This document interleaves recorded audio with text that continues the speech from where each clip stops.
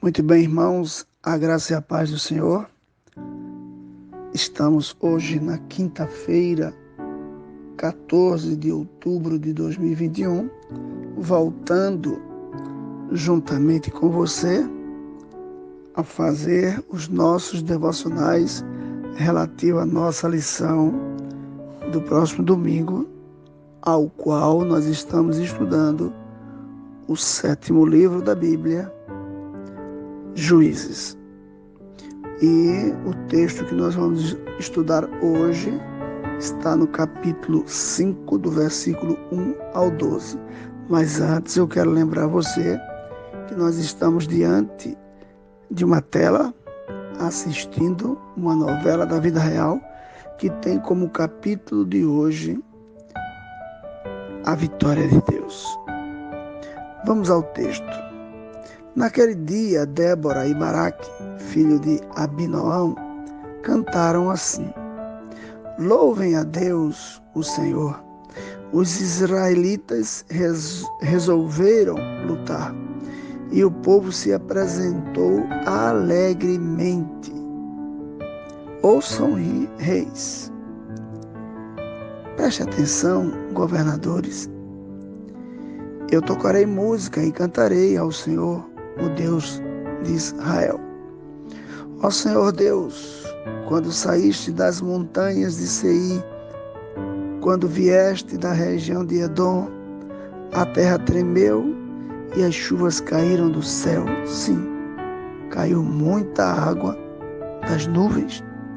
As montanhas tremeram diante do Senhor, o Deus do monte Sinai, diante do Senhor, o Deus de Israel. Nos dias de Sangar, filho de Anate, nos dias de Jael, as estrelas estavam desertas e os viajantes usavam os desvios. Nas cidades de Israel não havia ninguém. Elas ficaram vazias até que você, Débora, veio para ser a mãe de Israel. Os israelitas escolheram novos deuses e então houve guerra no país. E dos 40.000 homens de Israel, nenhum carregava escudo ou lança. O meu coração está com os comandantes de Israel, com o povo que se ofereceu alegremente. Louvem a Deus, o Senhor.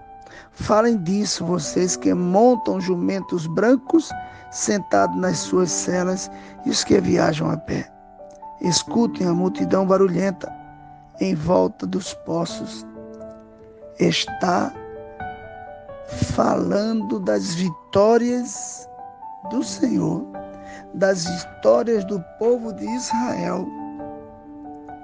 Então, o povo do Senhor desceu para as suas cidades. Levantem-se, Débora, levante-se, levante-se, cante uma canção, levante-se, marche, Baraque, filho de Abinoão, e leve preso os que o prenderam. Queridos, eita, que texto lindo, canção, a canção de Débora e Baraque. Nós temos alguns momentos, em que o povo, quando passava por alguma vitória, cantava. E era comum, naquele tempo, celebrar vitórias militares com cânticos e poesias. Nós temos alguns exemplos. Moisés, quando venceu o rei do Egito, lá em Êxodo 15, temos também Moisés com Josué cantando lá em Deuteronômio 32. Temos também Miriam, cantando após uma grande vitória. Vários exemplos aqui. E este capítulo, queridos, 5, ele apresenta os mesmos fatos relatados no capítulo 4. Interessante. É uma repetição, só que em forma de poesia. É um poema bem antigo e a linguagem nem sempre é fácil de entender. Mas nós vamos fazer algumas pontuações aqui para que você, meu querido irmão, minha querida irmã, vá preparando o seu coração para planar planear o terreno do seu conhecimento e que vai ficar pro resto da sua vida do livro de Juízes, que conforme o nosso diácono Bruno falou, que era um livro lá no culto de ontem, quarta-feira, dia 13, que era um livro que ele não lia muito. E agora ele começou a amar, a entender realmente a história e como Deus usa homens e mulheres para alcançar, fazer atingir as promessas dele para o seu povo. Agora, voltando aqui para o texto, com a destruição de Jabe, né, conforme o capítulo 4, versículo 24, esperamos ler que Israel viveu em paz na terra. E é o que lemos lá na frente, no versículo 31 do capítulo 5, que fala isso. Assim, ó Senhor Deus, morram todos os teus inimigos, porém que os teus amigos brilhem como a forte luz do sol nascente, e houve paz no país durante 40 anos. Então, mas só depois de lermos sobre os mesmos eventos de um ângulo diferente, é que a gente vai, é essa forma que a gente vai entender agora, essa perspectiva de toda a história sendo contada novamente, de uma forma poética e diferenciada.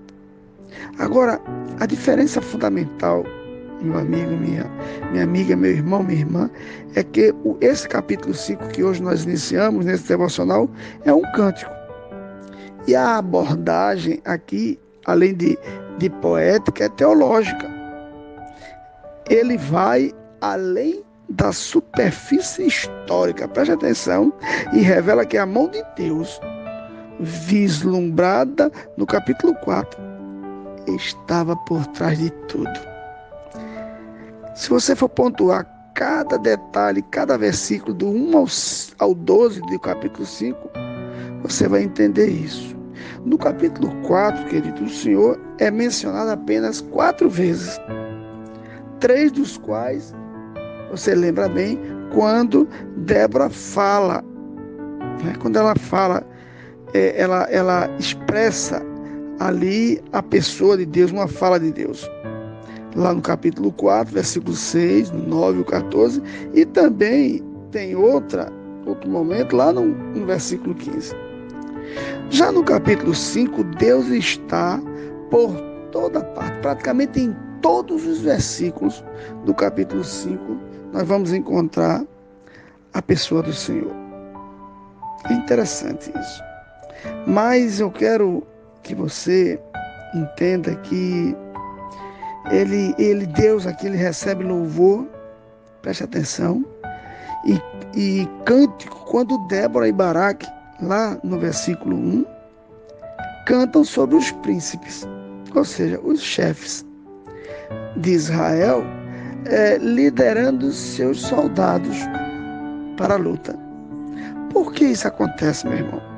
Porque enquanto marchavam, o Todo-Poderoso, o Senhor, marchava com eles, revelando seu poder em meio à chuva torrencial, conforme o versículo 4.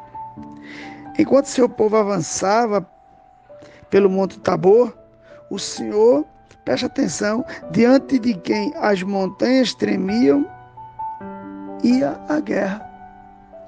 Preste atenção, quando Deus chega, até as montanhas tremem, meu querido. Qual é o teu problema? O que é que tu estás vivendo? Qual é a tua luta? Deus está contigo, e todos os problemas que estarão surgindo na sua vida vai tremer na base diante do Senhor, que é o Senhor da tua vida. Agora, isso ocorre porque Ele é o Deus verdadeiro. E essa é a mensagem por trás do próximo verso do cântico. Vamos lá para o versículo 6. Nos dias de Sangar, preste atenção, filho de Anate, nos dias de Jael, as estradas estavam desertas e os viajantes usavam os desvios. E preste atenção, as estradas estavam desertas em Israel e a vida já havia cessado nos povoados de Israel, conforme o versículo 7. Porque tão logo escolheram deuses novos, a guerra estava às portas, estava chegando, conforme o versículo 8. Como resultado, querido, de sua adoração aos ídolos, preste atenção, Israel não apenas ficou sob opressão, como também sofreu decadência social.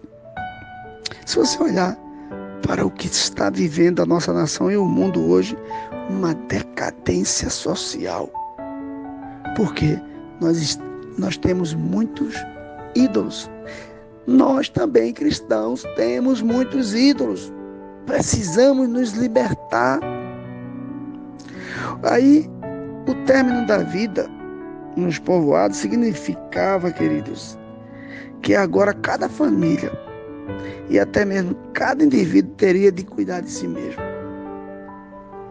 Ou seja, não tinha mais nenhuma ação de Deus ou de um libertador, de um juiz para cuidar dele. É muito interessante essa perspectiva aqui que nós estamos vendo. Cuidar de si mesmo. A única esperança era Débora, que como mãe de Israel, presta atenção, que foi explicado ontem no culto através do nosso diácono Bruno. Débora é considerada a mãe de Israel. Ela começou a restauração da estrutura social daquele povo. E depois passou a incentivar os voluntários dentro do povo a guerrear e dar fim à opressão. Na verdade, os feitos deles seriam, como já vimos, os feitos de Deus, conforme o versículo 10 e 11. Os versículos 11b e 12, queridos, sugerem que o que ocorreu foi mais do que a iniciativa de Débora de buscar um líder que se levantasse contra Sísera.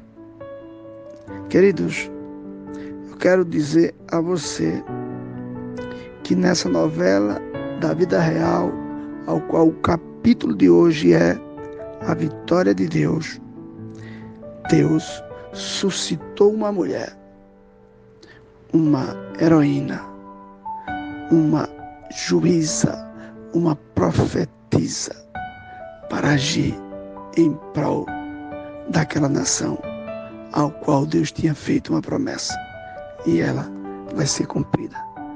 Que você se prepare seu coração para estarmos juntos domingo nessa aula, juntamente com o nosso querido diácono Bruno. Que Deus te abençoe. Em nome de Jesus. Amém.